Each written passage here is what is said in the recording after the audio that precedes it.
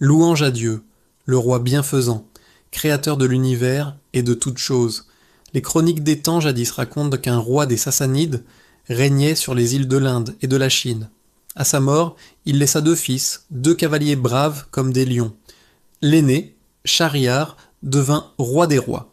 Le cadet, Shahzaman, roi de Samarcande. Pendant 20 ans, leur règne fut un âge d'or. Mais le destin est un architecte cruel.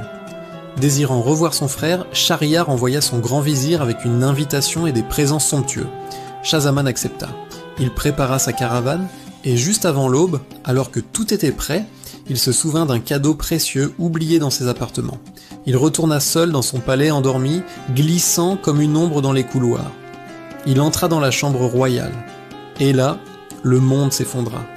Sur les soieries de son propre lit, son épouse reposait. Mais elle n'était pas seule. Elle dormait paisiblement dans les bras d'un serviteur du palais, un homme couvert de la suie des cuisines. Le roi resta figé, une pensée glaciale le traversa.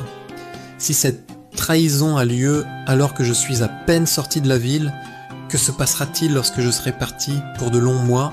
Il ne réveilla personne, il ne prononça pas un mot. Il tira son cimeterre et d'un seul coup, il fit périr les 2 dormeurs. Il laissa les corps où ils gisaient et repartit dans la nuit. Il voyagea vers son frère, mais le chagrin avait bu son sang. Arrivé chez Shahryar, il fut reçu avec gloire, mais le chagrin le rongeait. Un jour, Shahryar partit chasser. Shahzaman resta seul, assis à une fenêtre donnant sur le jardin privé. Une porte secrète s'ouvrit. 20 personnes entrèrent, et au milieu d'eux, la grande reine, épouse de Shahryar. Ils ôtèrent leurs vêtements. La reine cria « À moi, ô Saïd !» Un serviteur noir, un colosse, sauta d'un arbre et se rua sur elle. Ils s'abandonnèrent à la débauche, imités par les autres. En voyant cela, Shahzaman se dit « Par Dieu, mon malheur est plus léger que celui-ci. Mon frère est le roi des rois, et pourtant, cette souillure habite son propre jardin. » Cette pensée le soulagea. Il retrouva l'appétit et ses couleurs. Au retour de Shahryar, ce dernier fut stupéfait par la guérison de son frère. Il insista pour en connaître la cause. Shahzaman finit par révéler la vérité, d'abord sur sa propre épouse, puis sur ce qu'il avait vu dans le jardin. Shahryar, furieux, refusa de croire à une telle infamie sans preuve. Ils organisèrent un stratagème, feignant un départ pour revenir se cacher. Et le grand roi vit de ses propres yeux la chute de son honneur. Dévastés, les 2 frères quittèrent le palais en secret. Ils firent le serment d'errer sur la terre jusqu'à trouver un être dont la souffrance surpasserait la leur. Ils arrivèrent au bord de l'océan. Soudain, le ciel s'assombrit. Une colonne de fumée noire jaillit des eaux, se matérialisant en un ifrit gigantesque portant sur sa tête un lourd coffre de cristal. Les rois se cachèrent à la cime d'un arbre. Le génie s'assit dessous, ouvrit le coffre et en fit sortir une femme, lumineuse comme le soleil. Il posa sa tête énorme sur les genoux de la dame et sombra dans un sommeil profond. La femme leva les yeux et vit les 2 rois. Elle leur fit signe « Descendez, ou je réveille l'ifrit pour qu'il vous tue. » Contraints par la terreur, ils descendirent. Elle exigea qu'ils satisfassent son désir. Une fois l'acte accompli, elle sortit un collier de 570 bagues. Ce sont les sceaux des 570 hommes qui m'ont possédé sur les cornes de ce génie stupide. Il m'a enfermé au fond des mers, ignorant que lorsqu'une femme veut une chose, rien ne l'arrête. Shahryar reçut la leçon en plein cœur. De retour à la capitale, il fit ôter la vie à sa femme et au traître. Puis il prononça son serment noir « Chaque nuit, je prendrai une vierge, et au matin, je lui ôterai la vie. » Pendant 3 ans, le sang coula. La ville se vida. Le vizir, père de Scheherazade, ne trouvait plus de vierge. Il rentra chez lui, désespéré. Scheherazade, Marshling sa fille, lui dit « Père, marie-moi au roi. Soit je vivrai, soit je serai la rançon pour les filles du peuple. » Le vizir refusa, craignant pour sa vie.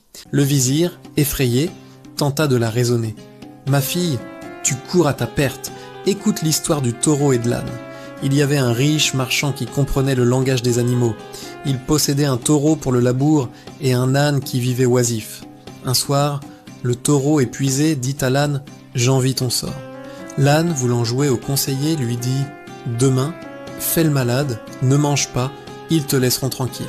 Le taureau suivit ce conseil. Le lendemain, le marchand, qui avait tout entendu, ordonna « Prenez l'âne et faites-lui faire le travail du taureau.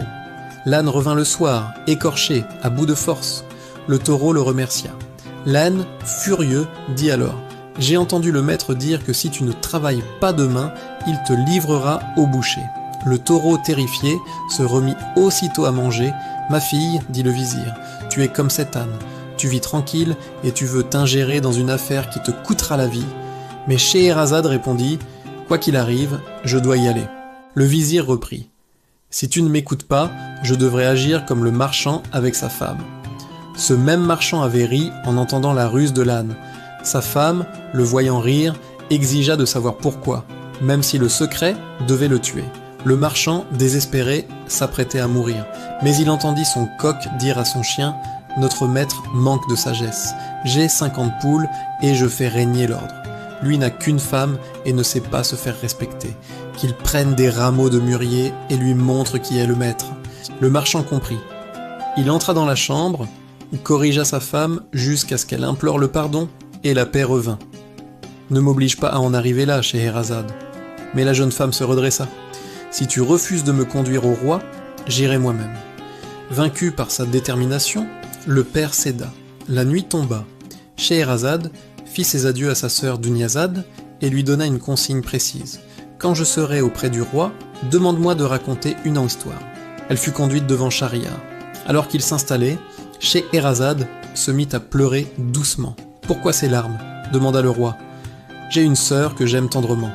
Je voudrais la voir une dernière fois avant le matin. » Le roi accepta. Dunyazad entra.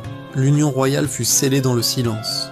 Puis, au cœur de la nuit, Dunyazad se réveilla comme convenu. « Oh ma sœur, si tu ne dors pas, raconte-nous une de tes histoires fascinantes. » Scheherazade se tourna vers le roi. « Avec votre permission ?» Le roi, curieux, accepta. Il est raconté, ô roi fortuné, qu'un marchand très riche partit en voyage. Un jour de chaleur, il s'assit sous un arbre et mangea des dattes. Il jeta un noyau. Soudain, un ifrit immense, l'épée à la main, apparut en hurlant. « Lève-toi que je te fasse périr, comme tu as fait périr mon fils !» Le marchand demanda « Comment ?» Le génie répondit « Ton noyau a frappé mon fils invisible et il est mort sur le coup. » Le marchand supplia pour 1 an de délai. Le génie accepta.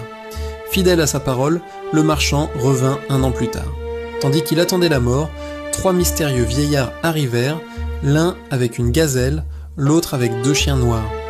Mais à cet instant l'aube parut. Scheherazade se tut.